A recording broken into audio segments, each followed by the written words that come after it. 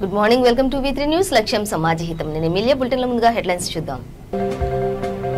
విజయనగరంలో ముగిసిన జవాన్ జగదీష్ అంత్యక్రియలు. అధికార లాంఛనాలతో వీడ్కోలు. భారీగా తరలివచ్చిన జనం.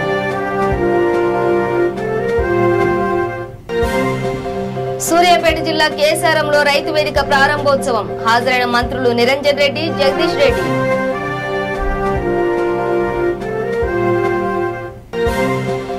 తిరుపతిలో జోరుగా వైసీపీ ప్రచారం. రేణిగుంటలో బైక్ ర్యాలీ నిర్వహించిన ఎమ్మెల్యే.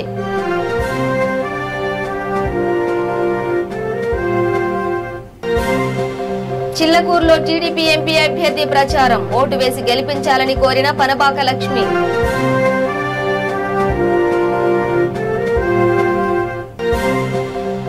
కొత్తగూడెం జిల్లా సుజాత నగర్ లో ఎమ్మెల్యే పర్యటన. అభివృద్ధి పనులను ప్రారంభించిన వనమా వెంకటేశ్వరరావు.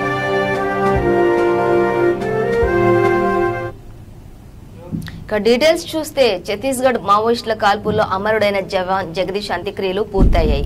జవాన్ భౌతిక కాయం విజయనగరం జిల్లా గాజులరేగలో స్వగృహానికి తీసుకొచ్చారు. జగదీష్ ను కడసారి చూసేందుకు స్థానికులు, బంధువులు భారీగా తరలివచ్చారు. Vizianagaram MP Vellana Chandrasekhar, MLA Kolagatla Veerabhadraswamy, mayor Vempadapu Vijayalakshmi, Visakha range DIG Kalidasu Rangarao నివాళులర్పించారు. గాజులరేగలో జగదీష్ స్వగృహం నుంచి అంతిమయాత్ర ప్రారంభం కాగా జోహార్ జగదీష్ అంటూ నినాదాలు చేస్తూ స్థానికులు పూల వర్షం కురిపించారు. గాజులరేగ శ్మశాన వాటికలో అధికార లాంఛనాలతో జగదీష్ అంత్యక్రియలు నిర్వహించారు.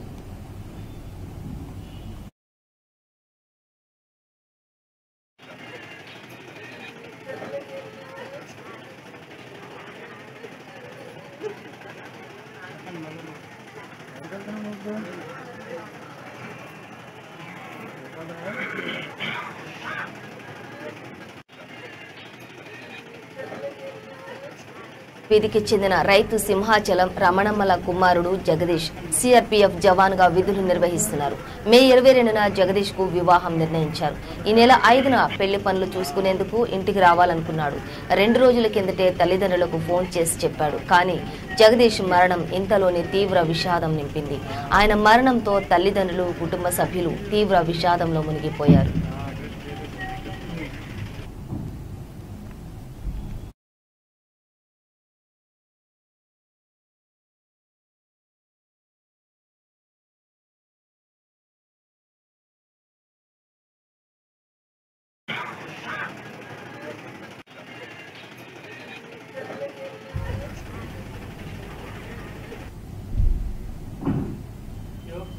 రాష్ట్రంలో వానాకాలం సాగును యాసంగి సాగు అధిగమించడానికి ముఖ్యమంత్రి కె చంద్రశేఖరరావు తీసుకున్న వ్యవసాయ అనుకూల నిర్ణయాలే కారణమని వ్యవసాయ శాఖ మంత్రి నిరంజన్ రెడ్డి అన్నారు.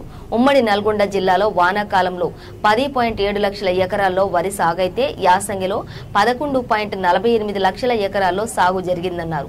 సూర్యాపేట జిల్లాలోని కేసారం గ్రామంలో ఐకేపీ ధాన్యం కొనుగోలు కేంద్రం, రైతు వేదికను మంత్రి నిరంజన్ రెడ్డి విద్యుత్ శాఖ మంత్రి జగదీష్ రెడ్డితో కలిసి ప్రారంభించారు.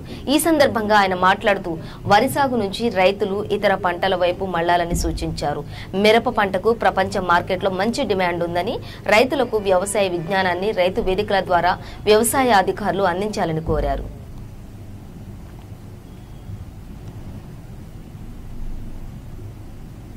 రైతులందరూ కూడా ఈ రకంగా శుభ్రంగా ఒడ్లు తెచ్చి న్యాయమైన వాళ్ళ 18-88 తీసుకోవాలి. మద్దతులను మాయిశ్చర్ పర్సెంటేజ్ కూడా రిక్వైర్డ్ స్టాండర్డ్ కంటే తక్కువనే ఉంది, ఇంకా మంచిగా ఉంది. 17-14 ఉంది, 17 ఉండాల్సింది 17 తెలంగాణకు ఉంది. మన మిర్చి పండితే, మన మిర్చి పెరిగితే ప్రపంచ మార్కెట్ ఉంది.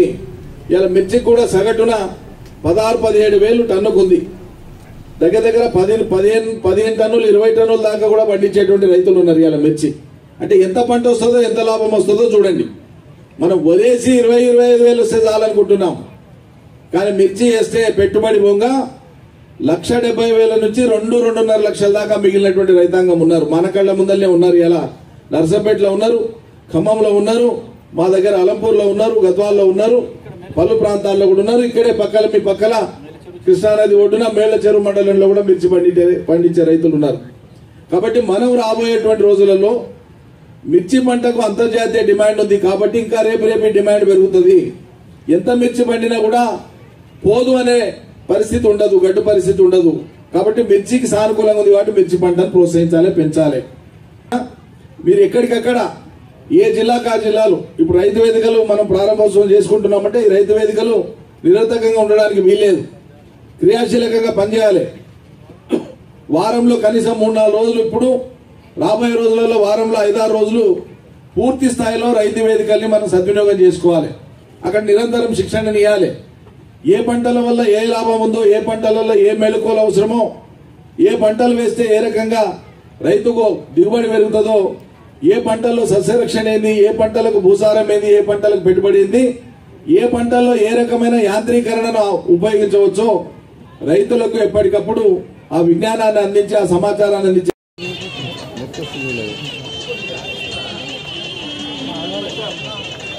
గన్నారెడ్డి గారు అండి, సర్పంచ్ గారు గన్నారెడ్డి గారు.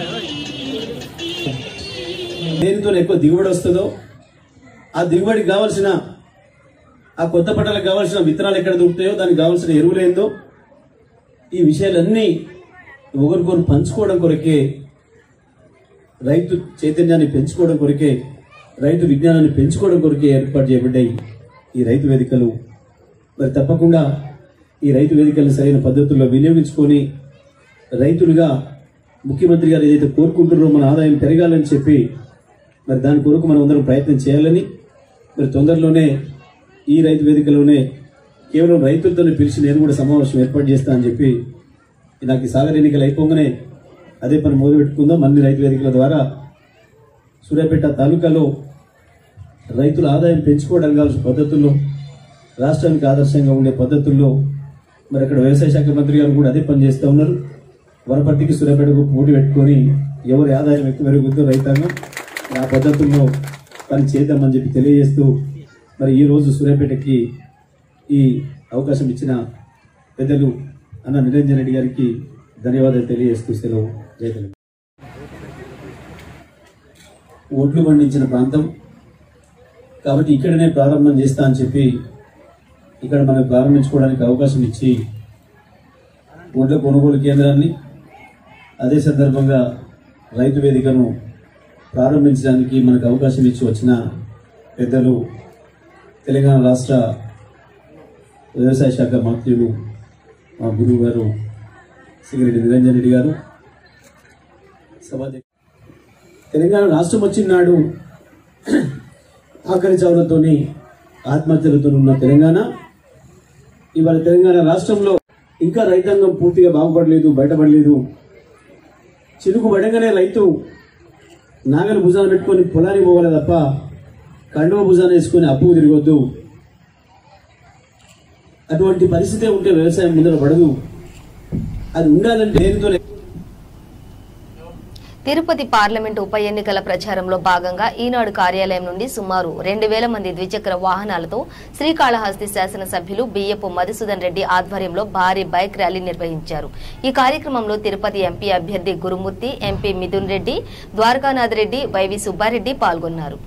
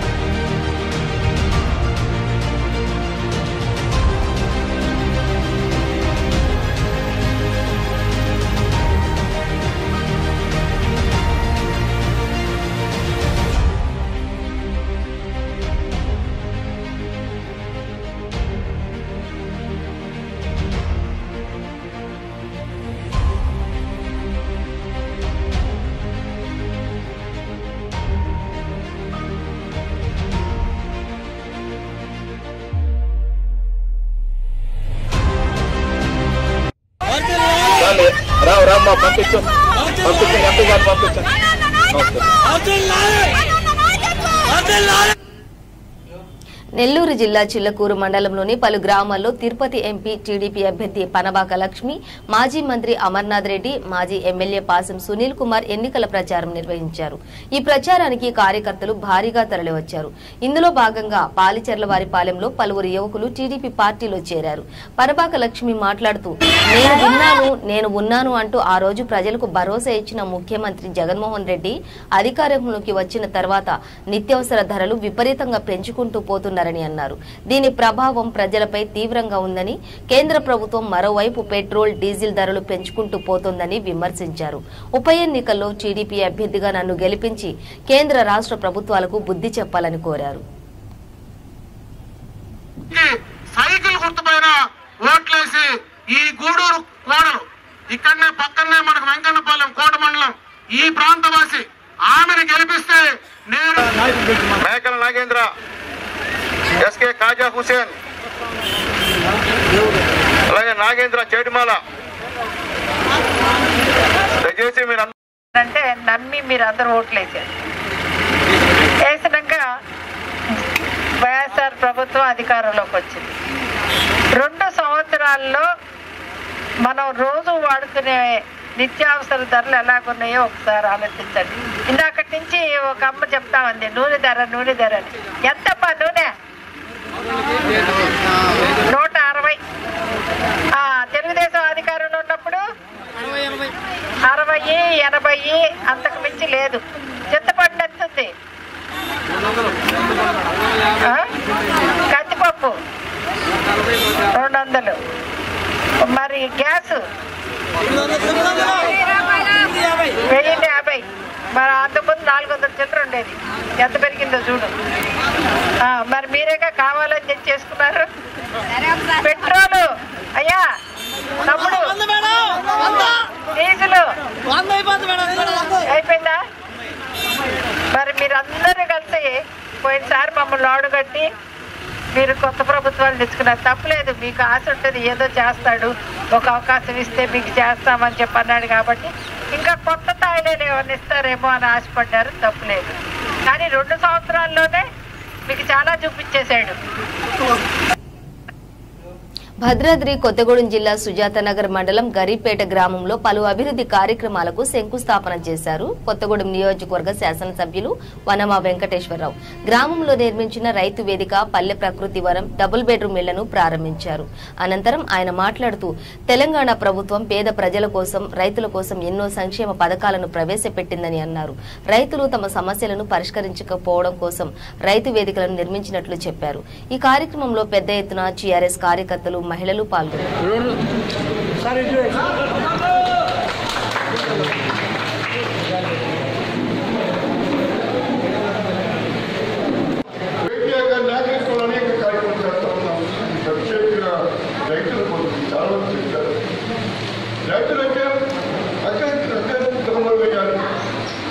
రైతులు బాగుండాలి, రైతులు పట్టే రైతులకి స్వయంగా గ్రామాలకు వెళ్ళి రైతులకి ధాన్యం పంపించాలి. ప్రభుత్వాలు ముఖ్యమంత్రి గారు వాళ్ళు అనేక కార్యక్రమాలు చేశారు. అంతేకాదు గ్రామాల్లో నుండి రైతులు కూడా అక్కడ కూర్చొని వాళ్ళ సాధకాలని ఒక డిపార్ట్మెంట్, అగ్రికల్చర్ డిపార్ట్మెంట్ని ప్రత్యేకంగా పంపించి ఒక రైతుగా గెలిచే ఏర్పాటు చేసి వాళ్ళ సమస్యలు పరిష్కారం పొందుతారు. అటువంటి రైతు వేదిక రాష్ట్రంలో ఎక్కడ ఒక తెలంగాణ రాష్ట్రం తప్ప భారతదేశంలో ఎక్కడ లేదు. ఒక తెలంగాణ రాష్ట్రమే ముఖ్యంగా ప్రతి గింజలు కొనుగోలు చేసే కార్యక్రమం ముఖ్యమంత్రి గారు. రైతు బంధు పథకమే కానీ, బీమా పథకమే కానీ ప్రతి ఒక్కరికి ఉన్నాయి కూడా అనేక కార్యక్రమాలు చేస్తున్నారు ముఖ్యమంత్రి గారు. నిజంగా ఈ మధ్యనే చెప్పారు కదా, రైతులు బాగా ఉండాలి, రైతులు బాగా ఉంటే అభివృద్ధి కౌరులు ఉండే వాళ్ళు ముఖ్యమంత్రి ఆలోచించారు. అందుకనే ఈ రైతు బంధు పథకాన్ని కొనసాగుతున్నాం. ఎంఆర్ గారు చెప్పారు. ఎంఆర్ గారు కొన్ని ఇరవై ఈ పట్ల ఈ సమస్య పరిస్థితి వాళ్ళందరూ పడుతూ ఉన్నారు. కొన్ని పెండింగ్ ఉన్నాయి, పాస్బుక్లు ఇవ్వాలి, ల్యాండ్ సెక్టర్ గారికి. కాబట్టి వాళ్ళ ట్రావెల్స్కి ల్యాండ్ అందరూ కూడా నేను ఎమ్మెల్యేగా మొట్టమొదటి గెలిచినప్పుడు ఈ రోడ్డు ఇందాకనే ఒక లక్ష్యం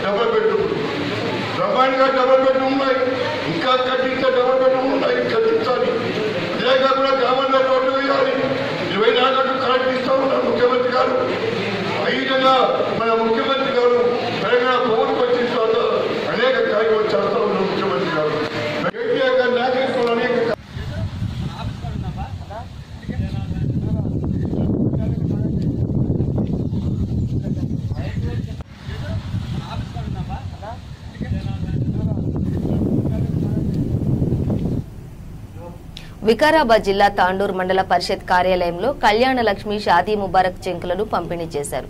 ఈ కార్యక్రమానికి ముఖ్య అతిథులుగా MLA pilot Rohit Reddy, MLC doctor P Mahender Reddy హాజరై లబ్ధిదారులకు చెక్కులను అందజేశారు.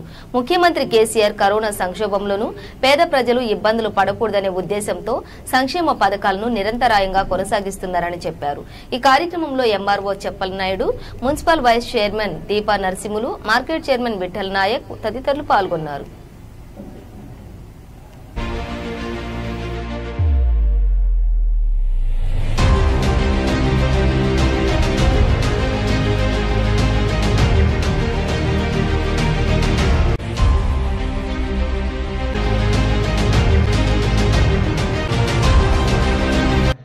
మరి ఈరోజు దాదాపుగా 273 మంది బెనిఫిషరీస్ కి గాను 2,73,00,000 రూపాయలు ఈరోజు తెలంగాణ రాష్ట్ర ప్రభుత్వం కళ్యాణ్ లక్ష్మి షాదీ ముబారక్ పేరుతోని ఈరోజు ఇస్తా ఉంది.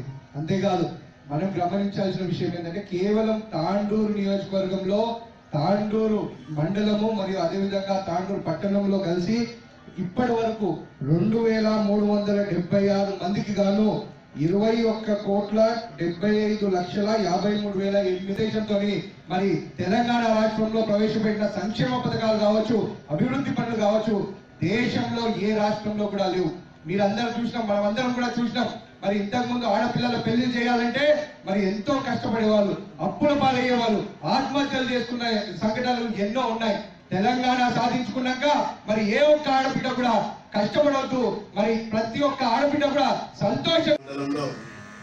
2 కోట్ల పైన 200 లబ్ధిదారులందరూ కూడా కళ్యాణ లక్ష్మి చెక్కులు ఇవ్వడం జరుగుతున్నది. గౌరవ ముఖ్యమంత్రి గారు తెలంగాణ రాష్ట్రంలో ఏ రాష్ట్రంలో లేని విధంగా మరి పెళ్లిళ్లకు పైసలు ఇవ్వడం జరుగుతున్నది. అదేవిధంగా పేదవాళ్ళందరూ కూడా ఎలక్షన్ల ముందు ఇచ్చినటువంటి హామీలన్నీ కూడా పెన్షన్లు అనుకోండి, ఒంటరి మహిళలకు డబ్బులు ఇవ్వడం కానీ, ఇతర రాష్ట్రంలో పక్క రాష్ట్రం చూసినా కానీ ఏ రాష్ట్రంలో కూడా మరి పెన్షన్లు కానీ పేదలకు పెళ్లిళ్ళకు పైసలు ఇవ్వడం కానీ ఎక్కడ కూడా లేదు.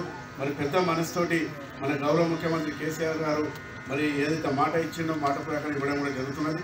మరి ఎవరైతే మరి కొన్ని ఫోన్లు కూడా వస్తున్నాయి, మరి మాకు పెళ్లిళ్ళు అవుతున్నాయి, కొన్ని డబ్బులు రావడం లేదని చెప్పి కూడా ఫోన్లు చేస్తున్నారు.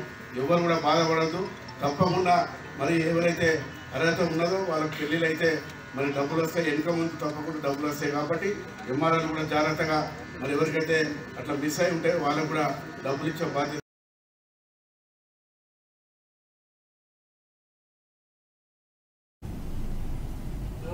నల్గొండ జిల్లా నిడమనూరు మండలంలోని పలు గ్రామాల్లో టీడీపీ అభ్యర్థి మువ్వ అరుణ్ కుమార్ ఎన్నికల ప్రచారం చేశారు. సాగర్ ఉప ఎన్నికల్లో భాగంగా టీడీపీ అభ్యర్థి మువ్వ అరుణ్ కుమార్ కళాకారుల బృందాలతో ప్రచారం నిర్వహించి ఉప ఎన్నికల్లో సైకిల్ గుర్తుకు ఓటు వేసి గెలిపించాలని కోరారు.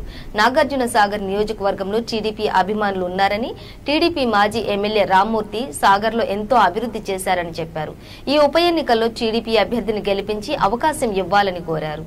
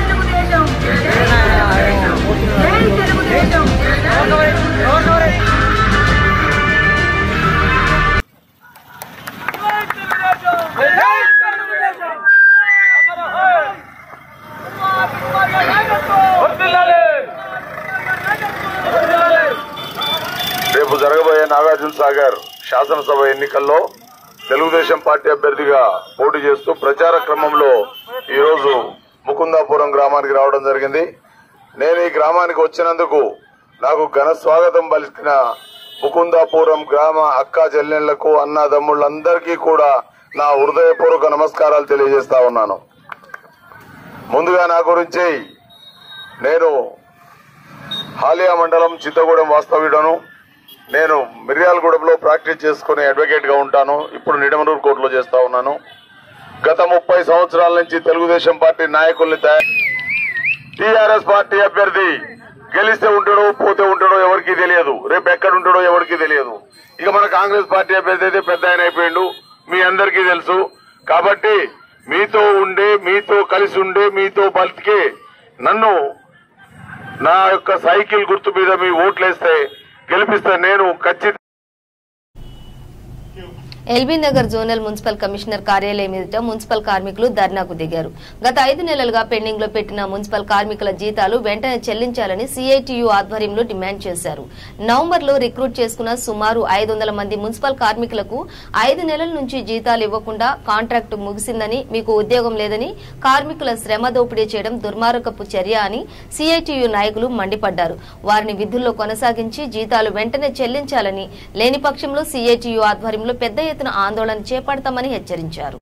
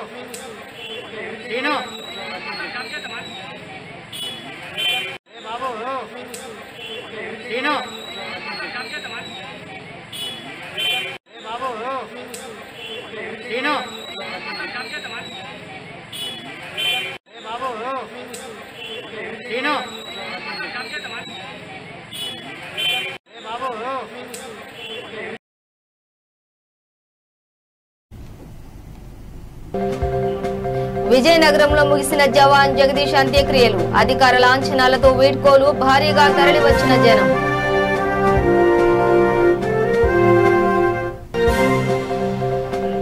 సూర్యాపేట జిల్లా కేసారంలో రైతు వేదిక ప్రారంభోత్సవం. హాజరైన మంత్రులు నిరంజన్ రెడ్డి, జగదీష్ రెడ్డి.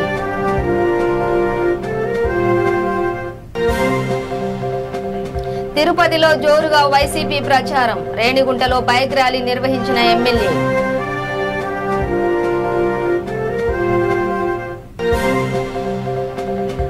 చిల్లకూరులో టీడీపీ ఎంపీ అభ్యర్థి ప్రచారం. ఓటు వేసి గెలిపించాలని కోరిన పనబాక లక్ష్మి.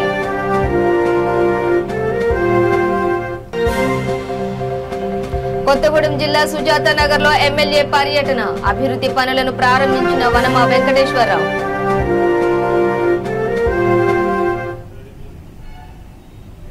ఇవి బులెటిన్ డీటెయిల్స్. చూస్తూనే ఉండండి V3 న్యూస్. లక్ష్యం సమాజ హితం.